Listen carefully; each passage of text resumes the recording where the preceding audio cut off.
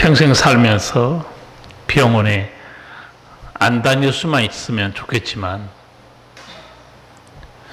이런저런 병 때문에 다 병원에 갑니다.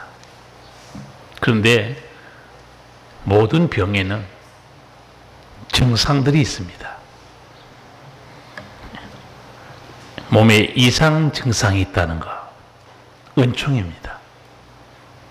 증상이 없으면 병원에 찾아가겠습니까?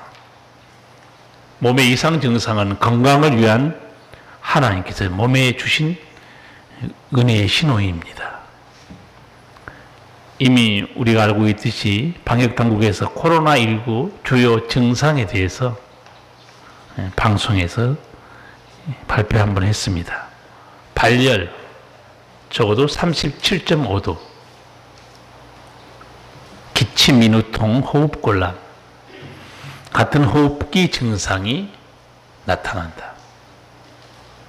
환자에 따라 두통, 근육통, 오한, 가슴 통증, 설사 등의 증상이 나타나기도 하며 무증상 혹은 경증으로 자각을 하기 어려운 경우도 있다. 우리 몸에 이렇게 병에 대한 전조 증상이 있다는 것, 이건 은총이에요. 그런데 자신이 전조 증상을 느낀다고 해서 이게 어떤 병인지 환자는 모릅니다. 의학을 공부한 의료진들만이 그 병에 대한 증상을 아는 겁니다. 의사들은 몸의 이상을 진단하고 전문적으로 치료하는 사람들입니다. 그렇다면 이 죄악 세상을 진단하고 심판과 멸망을 미리 알려주는 사람들이 누굴까요?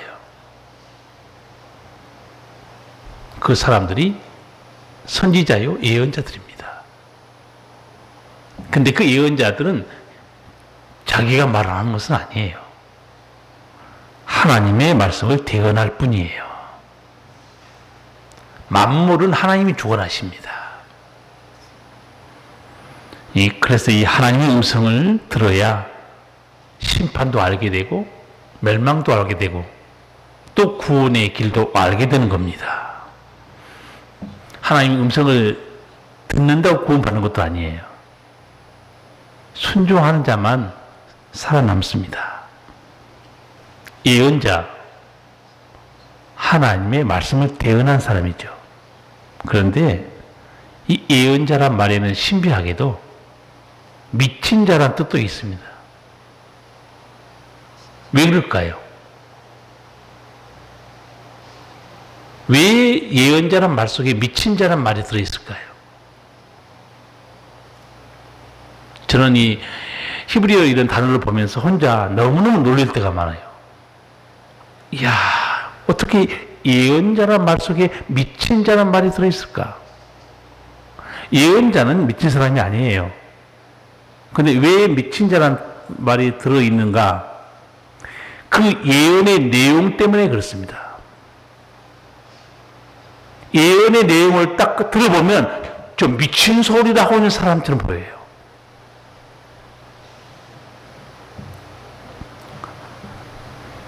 왜냐하면 그 예언의 내용은 인간의 음성이 아니고 인간이 이해할 수 없는 하나님의 음성이기 때문에 하나님의 존재를 알지 못하는 사람들은 미친 사람이 하는 소리가 들립니다. 호세아 선지자 실제로 미친 사람 취급받았습니다. 망해가는 조국을 향해서 호세아가 이렇게 외쳤어요. 호세아 9장에 있는 말씀인데 한번 듣기만 해보세요.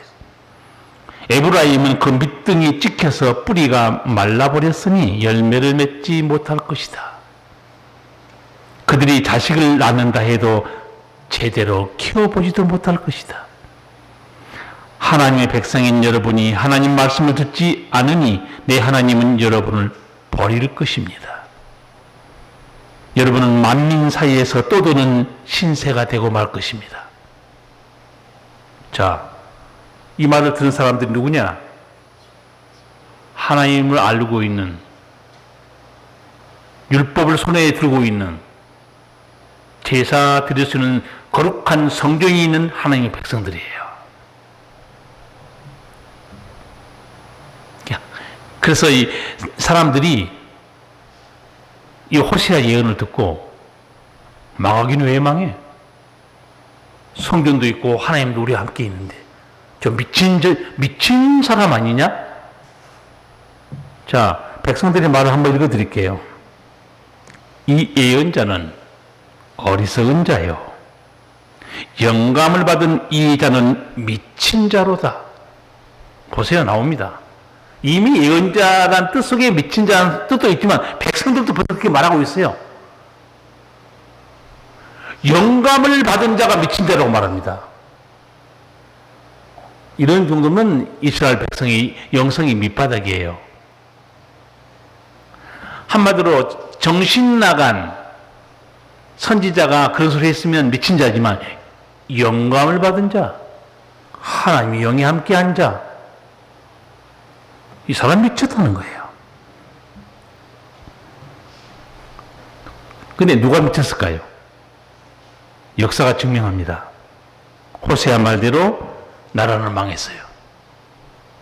자식 제대로 키워보지 못하고 죽임당했어요. 바벨론 아수르로 끌려가서 떠도는 신세가 됩니다. 누가 미친 거예요? 예수님도 미친 사람이라고 조롱받은 거 혹시 기억납니까? 요한복음 8장 51절 보면 예수님이 이런 설교를 해요. 진실로 진실로 너희에게 이르노니 사람이 내 말을 지키면 죽음을 영원히 보지 아니하리라. 아니, 유대인 말고 일반 사람이 이 말을 들었다 칩시다. 아니, 교회에 나와도 이거를 의심하거나 미쳤다고 생각하는 성도 분명히 있을 거예요. 사람이 내 말을 지키면 영원히 죽음을 보지 아니하리라. 그 말이 돼? 미친 소리죠. 신의 음성은 인간에게 미친 소리처럼 들립니다.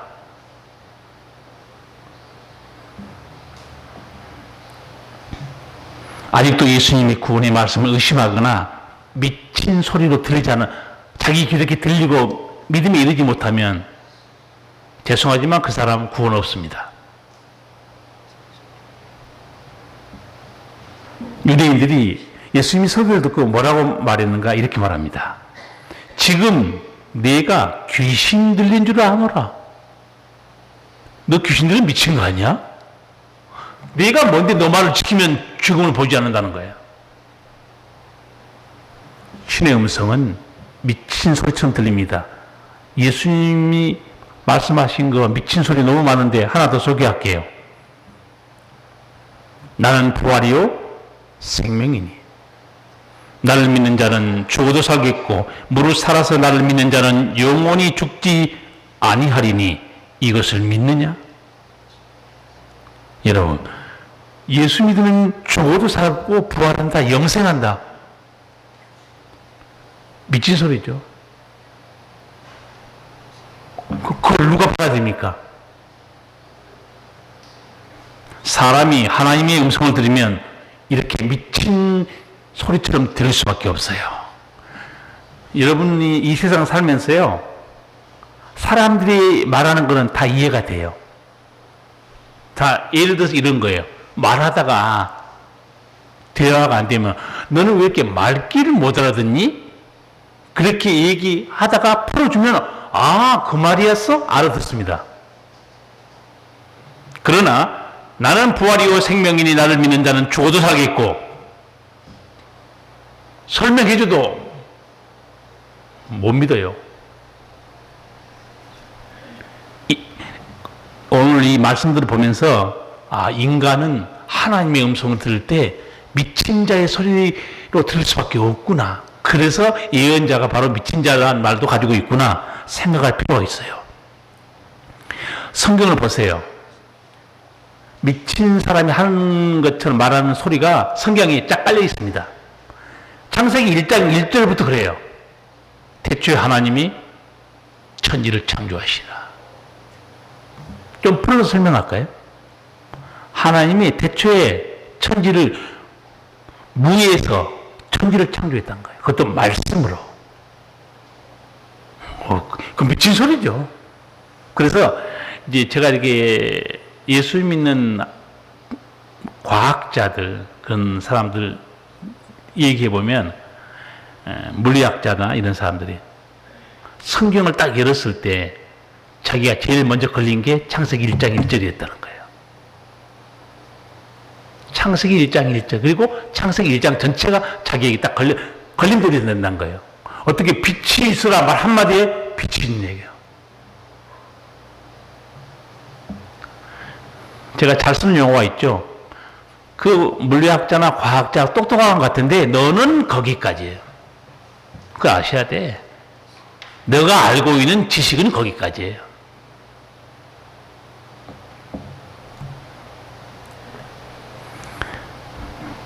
구약 성경에서 나타난 미친 소리 하나 더 소개할까요? 소돔과 고모라, 유황불로 멸망한 사건입니다. 그 가정에, 롯의 가정에 천사를 하나님 보내죠. 그래서 이렇게 말합니다. 창세기 19장입니다.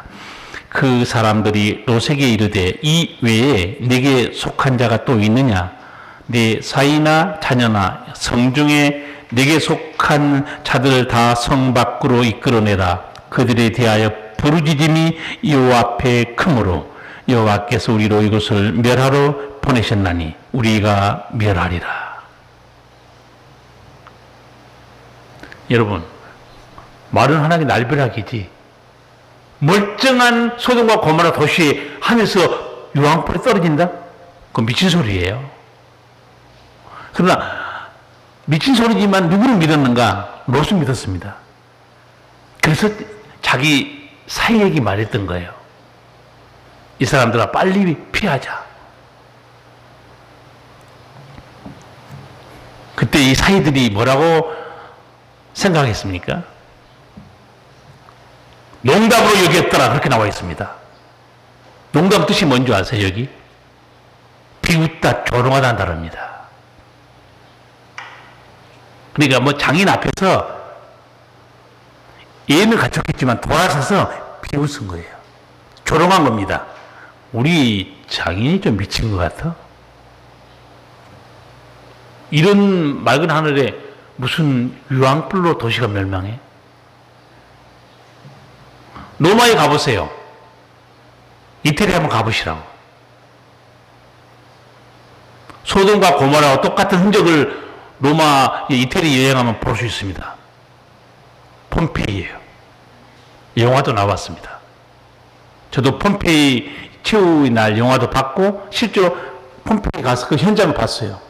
화산 폭발로 온 도시가 다 불타버렸어요. 여러분, 이 사이들이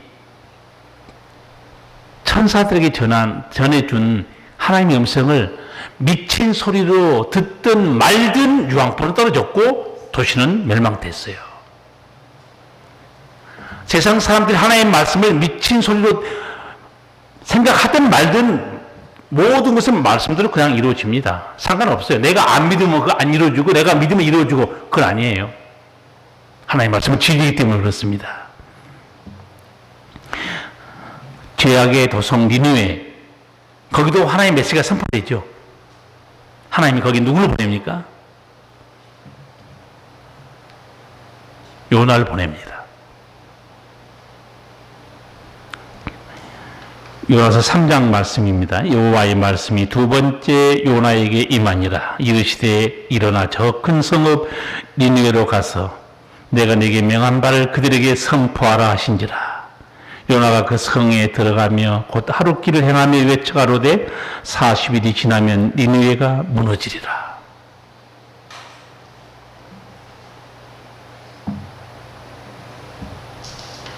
정신 차리고 잘 들으세요. 무너진다고 하잖아요. 지금 니느웨가 지금 졸고 있을 때가 아니에요. 여러분, 멀쩡한 도시가 40일 후면 망한다? 미친 소리죠.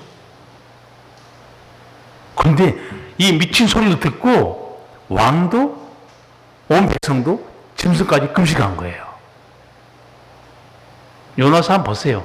하나님이 그 성을 용서해 줍니다. 그때 요나가 열받죠. 그러니까 하나님께서 뭐라고 그래요?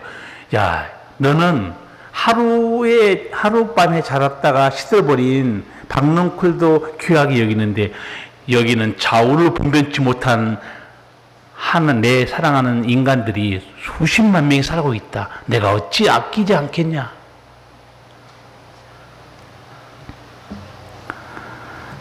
여러분, 말도 안 되는 하나님의 말씀을 들을 때 또 성경을 읽으면서 이거는 진짜 말도 안 된다. 그럴 때 있습니까? 제가 한마디 할게요. 연속국 대사처럼. 사모님, 믿으셔야 합니다. 믿으셔야 해요. 안 믿는 그 사람은 죽습니다. 하나님께서 항상 심판과 멸망하기 전에 누구를 먼저 보내는가? 예언자를 먼저 보내요. 뭐가 문제인가 깨달으라는 거예요. 오늘 본문도 그렇습니다. 오늘 여기 사사기 6장 무슨 내용인가? 사사기를 많이 읽은 사람은 무슨 내용인지 알 거예요. 끝까지 길어서 기드온과 미디안의 압제 사건을 다 설명해 드릴 수는 없지만 간략하게 말씀드리면 이스라엘 백성들이 하나님을 떠나고 범죄하니까 하나님이 미디안에 붙여버렸어요. 한마디로 거기서 압제당하고 고통당하고 농사 지은 거 다 뺏깁니다. 살 수가 없어요. 산에 가서 굴 파고 구덩이 파고 거기서 살고 있어요. 너무 힘드니까 이제 하나님 찾기 시작합니다. 그런데 하나님께서 먼저 구원 안 해줘요. 이 방식을 잘 봐야 돼요. 하나님께 구원 안 해주고 먼저 하나님이 취한 행동이 뭐였습니까? 우리 읽었잖아요. 선지자를 먼저 보내줍니다. 우리 7절에서 10절 다 같이 읽겠습니다. 이스라엘 자손이 미디안을 인하여 여호와께 부르짖은 고로 여호와께서 이스라엘 자손에게 한 선지자를 보내사 그들에게 이르되 이스라엘 하나님 여호와의 말씀에 내가 너희를 애굽에서 인도하여 내며 너희를 그 종되었던 집에서 나오게 하여 애굽 사람의 손과 너희를 학대하는 모든 자의 손에서 너희를 건져내고 그들을 너희 앞에서 쫓아내고 그 땅을 너희에게 주었으며 내가 또 너희에게 이르기를 나는 너희 하나님 여호와니 너희가 아는 아모리 사람의 땅의 신들을 두려워 말라 하였으나 너희가 내 목소리를 청종치 아니하였느니라 하셨다 하니라. 아멘. 자, 하나님 선지자를 보냈죠? 8절에 딱 그렇게 나옵니다. 8절. 여호와께 이스라엘 자손에게 한 선지자를 보내사 그들에게 이르되 백성들은 하나님께 우리 좀 건져주세요 부르짖는데 하나님은 모세와 같은 사람 안 보냅니다. 다윗과 같은 어마어마한 장수도 안 보내요. 근데 누굴 보내는가? 선지자를 보냅니다. 백성들이 이렇게 생각할 거예요. 아니 구원해 달라 했더니 무슨 선지자가 와서 뭐 하겠다는 거야 도대체. 힘도 없는 선지자. 그러나 선지자의 말에 사는 길이 있어요. 거기 구원의 길이 있습니다. 오늘 말씀 보면 선지자를 왜 보내는가 알 수 있죠. 먼저 왜 고통당하는가 그 이유를 설명해 줍니다. 선지자가. 그리고 과거에 너희들이 얼마나 하나님의 큰 은총을 누리고 살았는지 아느냐? 그 하나님을 배신했다고 알려줍니다. 먼저 들어야 돼요. 8절 중반절부터 9절 말씀이에요.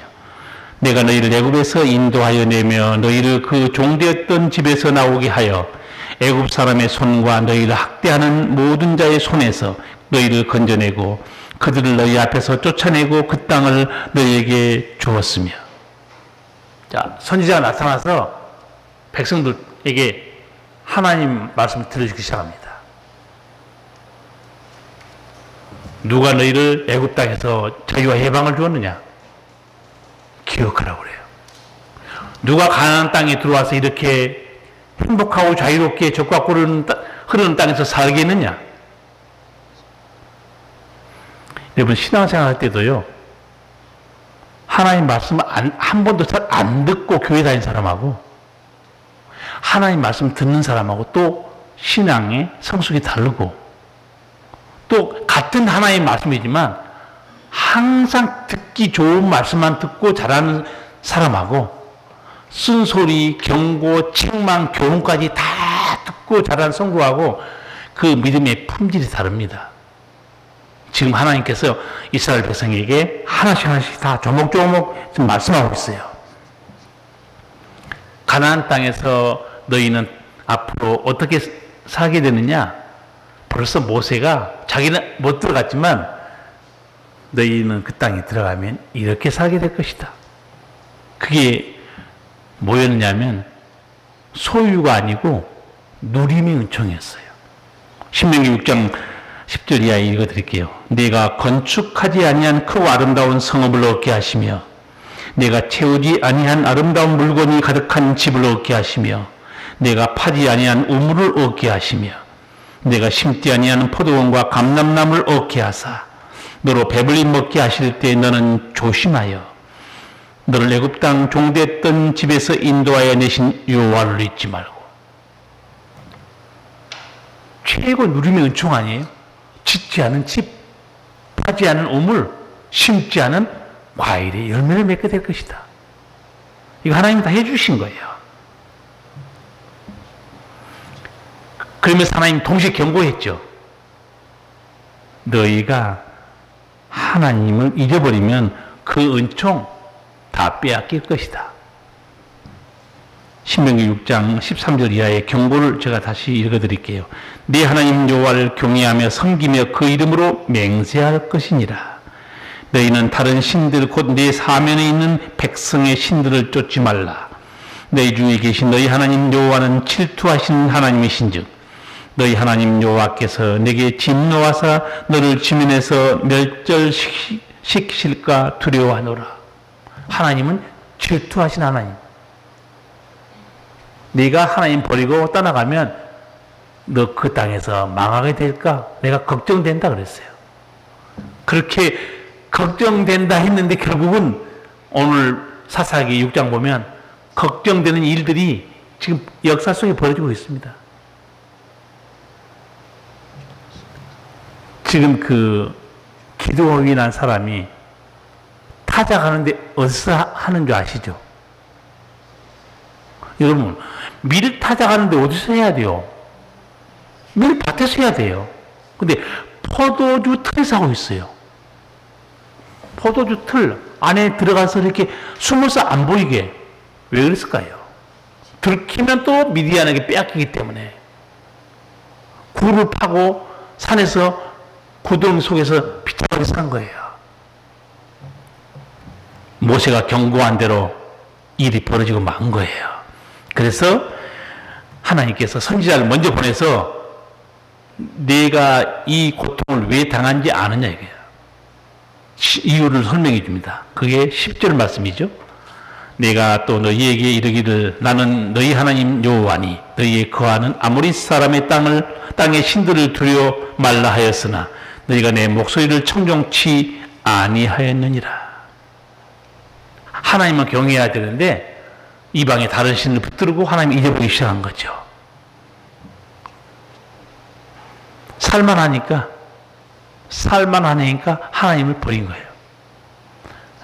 예수 믿는 사람 중에서 가장 불쌍한 사람은 그런 사람이에요. 어려울 때 신앙생활 잘하다가 하나님 은혜로 먹고 살만 해주니까 아유 요새 좀 바빠서 교회 나올 시간이 없습니다. 근데 그렇게 말하는 거 하나님도 듣고 있어요. 하나님 어떻게 하실 것 같아요?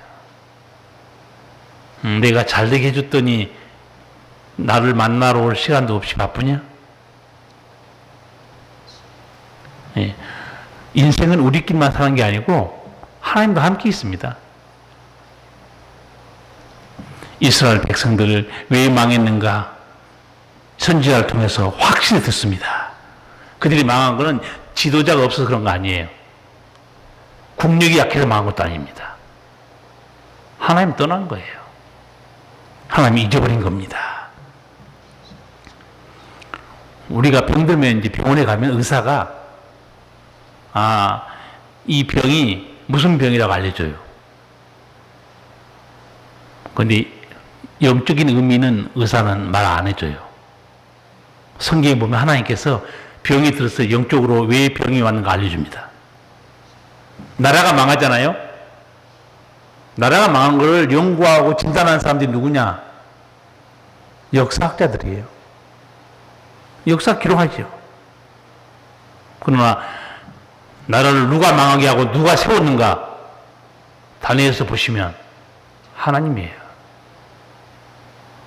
하나님께 물어봐야 돼요. 우리 인생도 마찬가지입니다. 문제가 생기면 하나님께 물어봐야 돼요.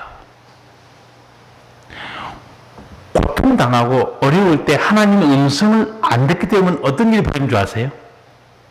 나라도 그렇고 개인도 똑같습니다. 하나님의 음성을 안 들으면 사람끼리 모여서 이런 헛소리해요.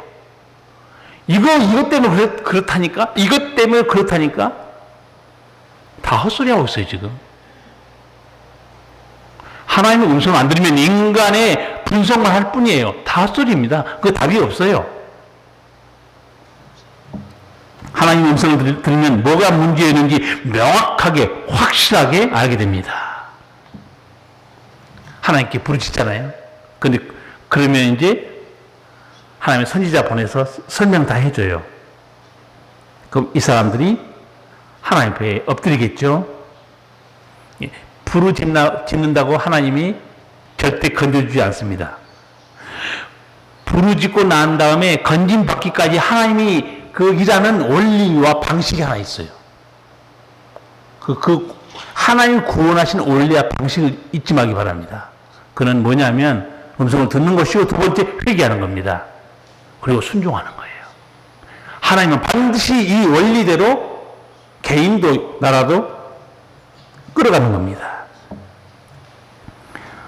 성도 여러분이 내 인생의 문제에 대해서 하나님께 왜 해결해 주지 않습니까? 불평하거나 낙심할 필요 없어요. 왜? 인간적으로 생각해봤자 답은 없습니다. 하나님의 음성을 들으시면 돼요. 그럼 하나님께서 기다리게 하시든가 무슨 뜻이 있습니다. 하나님의 뜻을 듣고 순종하면서 기다리면서 나가는 거예요. 먼저 하나님의 말씀을 들어야 되고 겸손하게 엎드리면 이제 하나님이 해결해 주는 역사를 친히 하나님이 이루세요. 오늘 또 하나님이 그 원리로 역사합니다. 먼저 선지자 보내주시죠. 전체를 듣게 해줍니다. 뭐가 문제였는가? 하나님이 어떤 은혜를 베푸셨는가? 다 설명한 다음에 비로소 이제 그 문제를 해결해 줄 방법을 제시합니다. 오늘 이 뒤에 보면 이제 드디어 하나님 구원할 사람을 하나님이 딱 정합니다. 12절, 14절 같이 읽겠습니다. 여호와의 사자가 기드온에게 나타나 이르되 큰 용사여 여호와께서 너와 함께 계시도다. 기드온이 그에게 대답하되 나의 주여 여호와께서 우리와 함께 계시면 어찌하여 이 모든 일이 우리에게 미쳤나이까. 또 우리 열조가 일찍 우리에게 이르기를 여호와께서 우리를 애굽에서 나오게 하신 것이 아니냐 한 그 모든 이적이 어디 있나이까. 이제 여호와께서 우리를 버리사 미디안의 손에 붙이셨나이다. 여호와께서 그를 돌아봐 가라사대 너는 이 내 힘을 의지하고 가서 이스라엘을 미디안의 손에서 구원하라. 내가 너를 보낸 것이 아니냐. 아멘. 하나님 일하는 방식을 여러분이 한눈에 볼 수 있습니다. 먼저 선지자를 보내서 다 듣게 해요. 우리가 이래서 고통과 아픔을 당하고 있구나. 하나님을 차려야 돼. 죽게 돌아가야 된다. 보시고 하나님이 이제 역사가 일어납니다. 누구에게 말씀한가? 그 별 볼 리 없는 지파 중에서 별 볼 리 없는 기드온에게 하나님이 사명을 맡겨요. 뭐라고 말해요? 기드온에게 큰 용사여, 여호와께서 너와 함께 계시도다. 이 말 듣고 기드온이 할렐루야 그렇게 한 줄 아세요? 열받아서 대듭니다. 대드는 장면이 다 나와 있죠. 대들 수밖에 없어요. 열받아가지고. 왜냐하면 기드온이 지금 어떻게 농사 지는 거 나와 있죠. 24절에 아니 6장 11절에 여호와의 사자가 아비에셀 사람 요아스에게 속한 오브라에 이르러 상수리 나무 아래 앉으니라. 마침 요아스의 아들 기드온이 미디안 사람에게 알리지 아니하려 하여 밀을 포도주 틀에서 타작하더니, 숨어서 몰래 그 밀을 타작해서 그 먹고 살라고 하는데 얼마나 겁이 많고, 이렇게 겁이 많고 숨어서 타작한 사람이 무슨 용사예요? 그러니까 큰 용사여 여호와께서 함께 하시다니까 열받아서 대든 거예요. 지금 이 나라 꼴을 보면 그런 말이 나옵니까? 13절이 기드온이 불평이에요. 한번 들어볼까요? 나의 주여 여호와께서 우리와 함께 계시면 어찌하여 이 모든 일이 우리에게 미쳤나이까? 또 우리 열조가 일찍 우리에게 이르기를 여호와께서 우리를 애굽에서 나오게 하신 것이 아니냐 한 그 모든 이적이 어디 있나이까? 이제 여호와께서 우리를 버리사 미디안의 손에 붙이셨나이다. 기드온이 불평이 뭐예요? 지금 미디안의 압제, 마치 우리 일제 강점기에 농사 지으면 공초로 다 뺏기고 전쟁이 칠 것 같으니까 숟가락, 밥그릇, 녹그릇 다 뺏어가고 그런 고통을 받고 있는데 하나님의 사자가 예를 들어서 빼앗긴 농부한테 와서 큰 용사요, 하나님이 함께 계시다. 어떤 반응을 보일 것 같아요? 하나님이 우리와 함께 계시면 왜 우리가 이 나라가 이 모양이냐고 지금 덤비고 있잖아요. 그리고 하나 알고 있는 사실이 있죠. 나도 알고 있는 게 있어요. 우리 조상들이 우리에게 말한 게 있습니다. 애굽에서 기적처럼 나오게 했고 그 모든 기적을 베푼 거 우리 들었어요. 근데 지금 기적 없잖아요. 하나님은 우리를 버렸어요. 기도에 착각하고 있는 게 뭘까요? 망한 것은 알아요. 망한 이유를 모르는 거예요. 성도들이요, 자기가 고통당할 때는 아픔을 느낍니다. 근데 고통당한 이유를 모르면 그 인생은 불행한 거예요. 그래서 선지자를 하나님 보내서 알게 해준 거예요. 오늘 예배당에 못 나온 우리 성도들 굉장히 많아요. 다행히 그래도 유튜브나 음성 파일로 설교 들을 수 있어 다행이지만 이 말씀을 듣는 사람하고 듣지 않은 사람하고 고통과 아픔과 역사를 해석하는 눈이 같겠습니까? 안 들으면 몰라요. 오늘 여러분 들으시면서 내가 내 삶에 대해서 먼저 하나님 말씀을 듣는다는 거, 아, 이게 은총이구나. 그래야 내 모든 게 드러나기 때문에. 하나님의 사자가 기드온에게 큰 용사라고 말하니까 기드온이 발끈해서 15절에 이렇게 말해요. 기드온이 그에게 대답하되 주여 내가 무엇으로 이스라엘을 구하리이까? 벗어서 나의 집은 므낫세 중에 극히 약하고 나는 내 아비 집에서 제일 작은 자니이다. 사실 므낫세 지파, 또 므낫세 지파가 또 땅 받은 거 보세요. 동쪽 서쪽도 나중에 나뉘어요. 정말 므낫세 반지파라 부르자 그래서. 그 중에 자기는 별 볼일 없는 사람이라는 거예요. 인간적으로 보면 그렇습니다. 근데 왜 큰 용사일까요? 한 가지 때문에 그렇습니다. 여호와께서 너와 함께 계시도다. 우리도 마찬가지입니다. 누구든지 하나님 붙으신 그 인간 놀라운 일을 하는 거예요. 그래서 나는 그 전도에 대한 문제도 가끔 저 간증에 대해서 말씀드린 적이 있는데, 전도 많이 한 사람도 있고 단 한 명밖에 못하고 또 그친 사람도 있어요. 근데 한 명은 하셔야 돼. 한 명도 안 데려온다. 그 자기 혼자만 청구하면 안 되죠. 저를 전도했던 사람 제가 한번 소개했어요. 공장에 다니면서 나랑 그 친구랑, 나보다 나이는 어리죠, 목숨 걸고 저한테 전도한 거예요. 그래서 그래 교회 한번 나가주지. 끝까지 그 저는 이제 교회 따라 나가게 됐고, 말씀을 듣고 회개하고 성령 받고 거듭났고, 그러나 여전히 나랑 같이 성수동에 있는 공장에서 일하는 공돌이였어요. 근데 그 친구는 다른 친구들하고 낚싯대 들고 저수지에다 텐트 쳐놓고 낚시하다가 심장마비로 세상을 떠났습니다. 아침에 일어나 보니까 막 고기가 물고 돌아다니니까 낚싯대를 얼마나 기분이 좋았겠어요. 이게 대물이다. 준비 운동도 안 하고 물속에 들어 낚싯대를 잡아서 꺼내려다가 심장마비에 걸린 거예요. 제가 장례를 치렀습니다. 그리고 저는 이제서 이제 되돌아보는 거예요. 사랑하는 우리 친구가 공장에 다니는 오세선이란 그 애한테 복음을 전했는데, 설마 그 오세선이라는 사람이 커서 주의 종이 되고 하나님 복음을 전파하고 온 세상에 돌아다니면서 선교하면서 아프리카까지 동남아시아에 예배당을 세우는데 일꾼으로 쓰임받고, 누가 알았겠어요? 한 명도 전도하는 사람, 문제가 있는 거죠. 해야 돼요. 그 한 사람이 어떤 일을 이룰지 아무도 모릅니다.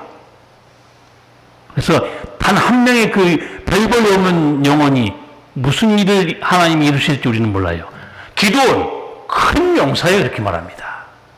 여호와께서 너와 함께 하시도다.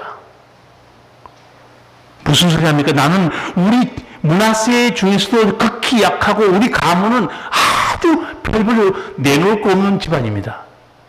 하나님이 사용하시는 거예요.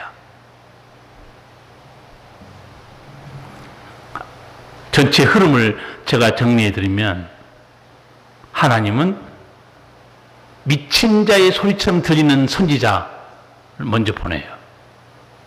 하늘의 음성을 듣게 해줍니다. 그리고 그 음성을 듣고 사람들이 하나님 앞에 엎드리면 하나님은 비로소 하나님 방식으로 구원자를 또 보냈어요. 자유케 해주고 구원해 줍니다. 우리가 인생 살아갈 때 길이 없어서 힘든 것도 아니고 해결해 줄 자가 없어서 쓰러져 있는 것도 아니에요. 우리 문제를 해결해 줄 하나님은 지금도 시퍼렇게 살아계세요. 자기가 하나님 음성을 듣지 않아서 그렇지. 하나님 음성을 듣게 되면 내 인생의 문제가 뭔가를 확실하게 보게 되고 깨닫게 됩니다.